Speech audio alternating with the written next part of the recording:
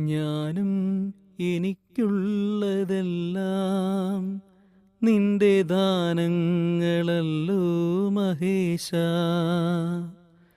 ദേഹി ദേഹങ്ങളെൻ ജീവനും നിന്റെ സ്നേഹ സമ്മാനങ്ങളല്ലോ. ദേഹി ദേഹങ്ങളെൻ ജീവനും നിന്റെ സ്നേഹ സമ്മാനങ്ങളല്ലോ.